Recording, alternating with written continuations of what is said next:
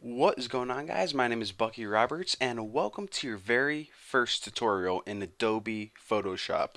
Now, in this tutorial series, what I'm going to do is I'm going to start you guys from the very basics of Photoshop, assuming that you guys have never even opened Photoshop before. So I'm going to be taking you from very beginner, just getting, showing you the interface, the very basic tools, to some very advanced Photoshop techniques. So these tutorial series are pretty much for everyone. So sit back, relax, grab a hot pocket, and crack your knuckles and enjoy. Now, if you're watching this video because you heard of Photoshop before, but you aren't really sure what it is, and you just wanted to see a quick example, let me go ahead and tell you guys what Photoshop is. Even though I know a bunch of you guys already probably know what it is, and that's a program that you use to edit photos and images digitally. Now, you can use it to edit photos that you took with a digital camera, or you can also, create your own graphics. For example, if you want to make a logo for your company, you can also use Photoshop to create new graphics, images, cartoons as well. Now, it's probably most well known for, altering photos for like models and stuff, making, fat people like myself look skinny, or you can also use it to make skinny people look fat if you want. That'd be kind of weird. But anyways, I also already assume that I'm guessing you guys have it installed on your computer already. It's really easy. Just pop in the disk, press next, next, next 1,000 times. It's installed. I didn't want to do a tutorial of that because if you're using this program, you guys probably know how to install stuff. So install it, open it up, and the first thing I want to do before I just open a photo and start editing it and getting real involved is I want to go over the interface real quick because once you open Photoshop, you see all these menus and buttons and tools on the left hand side and all these tabs, and it's kind of overwhelming at first. So, in the first couple tutorials, I just want to show you guys how to navigate the interface or the layout, and that's what I'm going to do in this tutorial. So, first of all, let's go ahead and take a look at the right hand side, and you see that the interface is made up of a bunch of different panels, or I often call them tabs. This swatches tab, for example, the color tab, but technically they're called panels, so I'll try to call them panels from here on out. Now, Photoshop pretty much organizes a bunch of similar actions or a bunch of similar properties or settings in tabs. For example, the color tab is where you work with all your color. You have different styles under the styles tab, all your layers. So they basically grouped a bunch of things together for you because there's like literally about 10 trillion, and of course not literally, but there's a ton of things in Photoshop, and that's just how they organize things in panels or tabs. So first of all, I want to teach you guys how to open and close panels.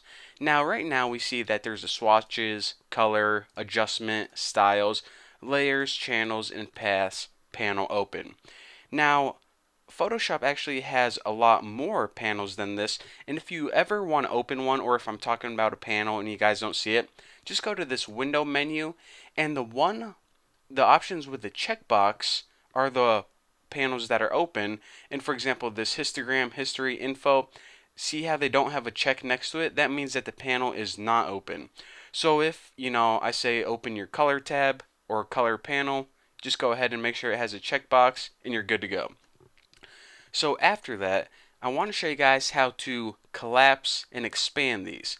So if you have a bunch of different panels open, things can get cluttered really quick. As you can see, this looks pretty cluttered already and we didn't even open any new ones. So in order to collapse these, go ahead and double click the name of the panel. And whenever you do that, you see how it collapses. Now swatches and color panel is now collapsed. So we can actually collapse them all if we just double click, and it cleans everything up. So let's say we only wanted to work with, maybe the swatches panel. We just go ahead and click that once and it would expand again. But anyways, that's how you collapse and expand panels by double clicking the name of them. Pretty sweet, huh? Now another thing I want to mention is that panels are in groups. So right now, this swatches and color panel, they're two different panels, but they're in the same group, the same window kind of. So what you can do is Adobe Photoshop gave you the ability to customize your groups. So say that you work with the swatches and color panels a lot, so you don't want to keep clicking from tab to tab back and forth. It can get kind of annoying. You want to put those in different groups. So you can take the color panel, and if you actually go ahead and drag it, you can drop it into a whole nother group. So you can either drop it right here to make its own group, or if you want to put it in this group right here with adjustments and styles, you can go ahead and drag it and drop it in there. So again, you can make a panel its own group or group it with other panels as well. Again, this is all personal preference. Whatever the heck you want to do, that's up to you.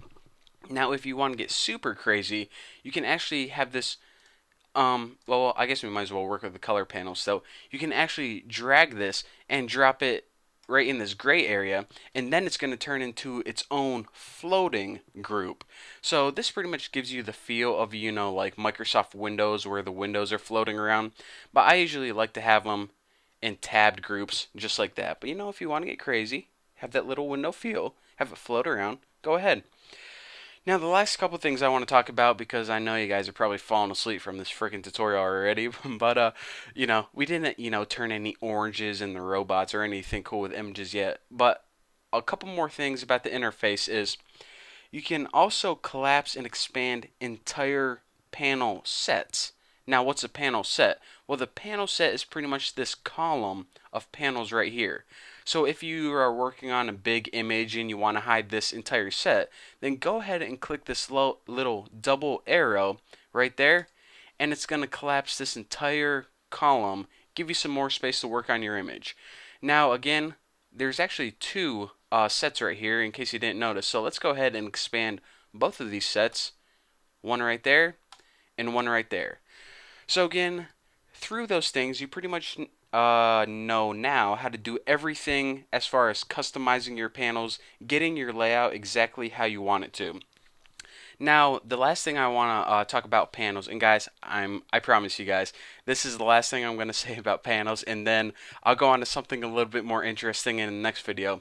But you guys are like, okay, that's how you move panels around and, expand them, collapse them, make them float like a window. But what if I just want to get rid of a panel completely? Well, what you can do, the easiest way is just this. Say you want to get rid of this styles panel because you're like, I don't even know what styles is. I never use it. I just want to get rid of it. What you can do is you can either right click it and hit close, or every group has a little drop down menu right here. And this is just a menu to give you more options. For example, this swatches one.